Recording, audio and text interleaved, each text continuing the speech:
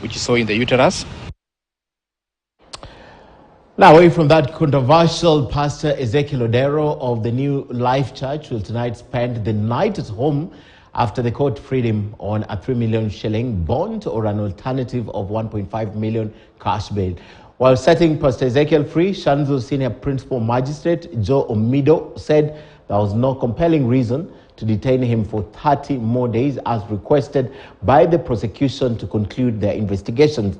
Now, the preacher of the New Life Church and Prayer Center had already spent 7 days in police custody at Port Police. Now, Odera is being investigated on a raft of issues, including murder, aiding suicide, and of course, radicalizing his followers. Willie Lusige reports. Controversial Pastor Ezekiel Odero of the New Life Prayer Center and Church has been released after spending a week in police custody in between court appearances. It emerges that the only offense or offenses currently under investigation with regard to the respondent is the offense of murder.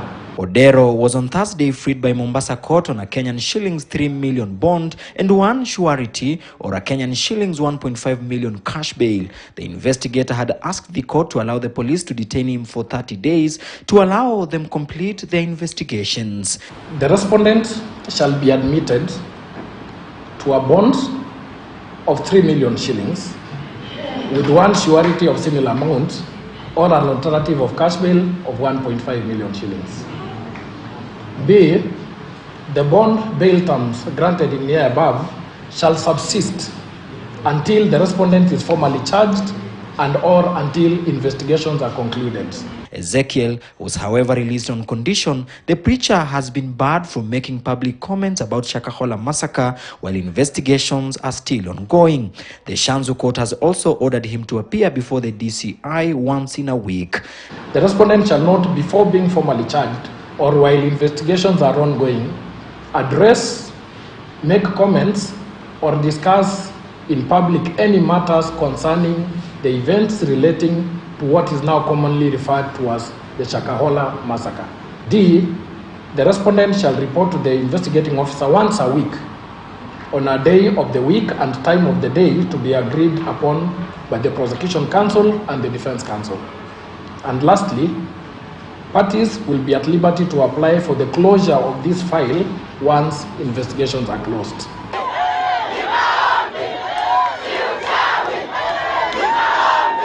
The wealthy televangelist was received outside the courtroom by a throng of his followers who chanted "Si uchawi ni maombi" as they hoisted him up in the air. We are very confident that this makes the end of linking Pastor Ezekiel to the Shakahola matter. The state has tried up and down to link our clan to that. Odero was arrested on Thursday last week over the mass killing of his followers and closed his New Life Prayer Center and Church that lies south of the coastal town of Malindi. The court also ordered the reopening of Ezekiel's church.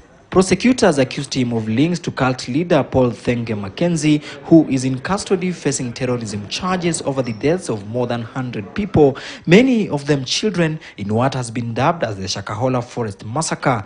A total of 109 people have so far been confirmed dead in the Shakahola Forest case, the majority of them being children. Willie Lusige, KTN News, Nairobi. All right, that case still proceeds as